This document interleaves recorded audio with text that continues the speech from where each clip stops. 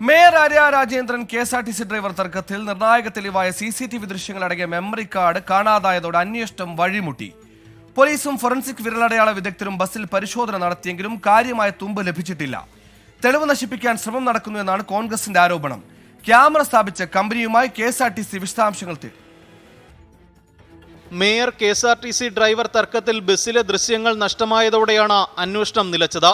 KSRTC Thiruvananthapuram ഡിപ്പോയ്ക്കുള്ളിലെ CCTV ദൃശ്യങ്ങൾ police പരിശോധിക്കും.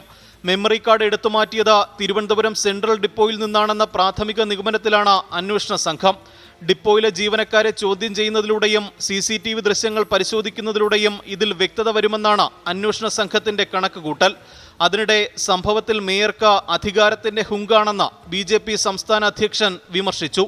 MLAയും ഭർത്താവും ചേർന്ന് നടത്തിയ പേക്കൂത്തുകൾ, അധികാരത്തിന്റെ ഹുങ്ക് ഇത്രമാത്രം തലക്ക് പിടിച്ചാൽ അവരൊക്കെ രാഷ്ട്രീയത്തിൽ ഉയർന്നു വരുന്ന ആൾക്കാരല്ലേ. ഒരു MLAയും ഒരു മേയറൊക്കെ ആവുമ്പോഴേക്കും ഇങ്ങനെ തുടങ്ങിയാൽ പിണറായി വിജയന്റെ കാലത്തൊക്കെ എത്തുമ്പോൾ എല്ലാ അവസ്ഥ എന്തായിരിക്കും? സൈബർ ആക്രമണം നടത്തുന്നവർക്കെതിരെ നിയമ നടപടി സ്വീകരിക്കുമെന്ന് സച്ചിൻ ദേവ് MLA പറഞ്ഞു. അധിക്ഷേപ പരാമർശങ്ങൾ നടത്തിയ പ്രൊഫൈലുകൾ പരിശോധിച്ച പോലീസിൽ പരാതി കൊടുത്തെന്ന് MLA ഫേസ്ബുക്കിൽ കുറിച്ചു. 24 തിരുവനന്തപുരം.